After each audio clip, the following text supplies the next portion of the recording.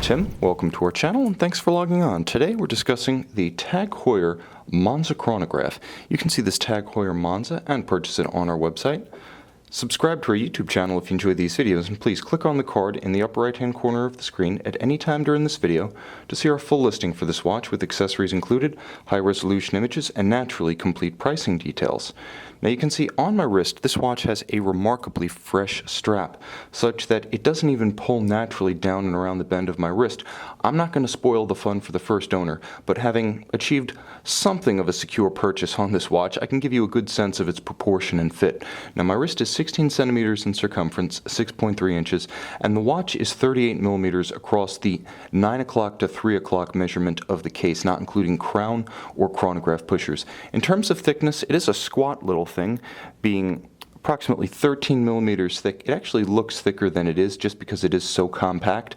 That 13 millimeters, though, is somewhat diffused by the use of a very dramatically sloped bezel that allows a dress, cuff, a tight sleeve to ride up and over the case. So 13 millimeters is not thick by any means, but the watch effectively wears even slimmer thanks to the bezel. Now from lug to lug, the watch is 44.5 millimeters. That's about as compact as you are going to get in a complicated automatic watch these days.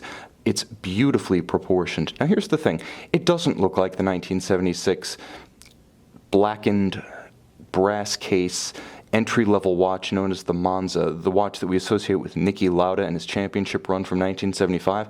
That watch, which was very much an entry-level piece, looks different from this one, technically has nothing on this one, and frankly, I'm glad this watch isn't a re-edition of that one, because this Monza stands on its own two legs with its own charming identity. Now the watch has a nice weight on the wrist. That's partly because the case is fairly deep, and also because it uses a solid case back, so it's got a little bit more mass to it. Now, the junction between lug and strap is very traditional. It's a straight spring bar, so there's no constraint. You can pull the strap straight down, and because of that unconstrained motion, that degree of articulation in each side of the strap, you could wear this watch on a 13 centimeter wrist with absolutely no trouble, no lack of proportion or lack of security. It's a watch that is made, if you want a chronograph, for smaller wrists. You'll also note it has a handsome black monotone stitch, minimally bolstered alligator leather strap.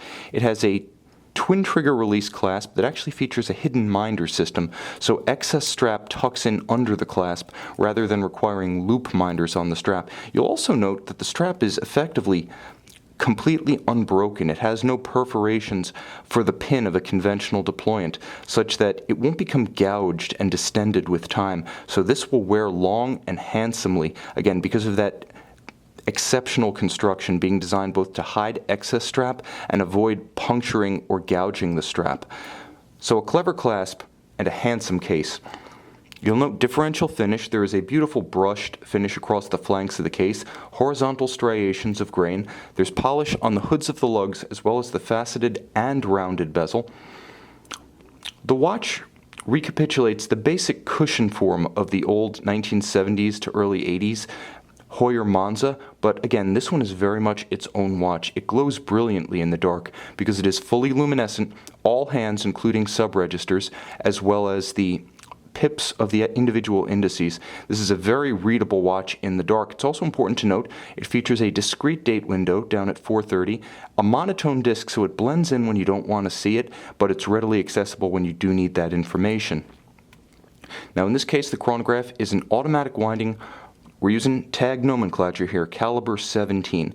The caliber is derived from an ETA 28942, which is a nice, thin, automatic winding with bidirectional action modular chronograph movement. With 37 joules, it features 42 hours of power reserve, and because it winds bidirectionally, it doesn't have that rattle or wobble that you associate with unidirectional winders, like the old Lemania 5100 or the Valjoux 7750. So very smooth on the wrist. It also features hacking seconds, such that when you pull the crown to extremity, you do stop the balance and allow precise synchronization to a known accurate reference time. Furthermore, there is a quick set for the date, so you can rapidly correct it should it encounter an irregular length month or simply run down. Also important to note that it is a vertical clutch chronograph.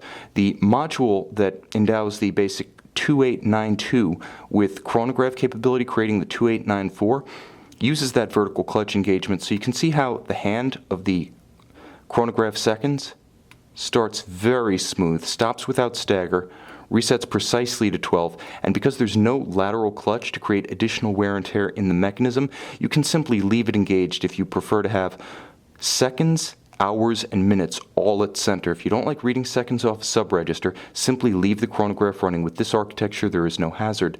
And you may have noted on the case back, 30 meter or 3 ATM water resistance. This is a land sports watch, not a water sports watch. But heck, for that, you have a Tag Heuer Aqua Racer, right?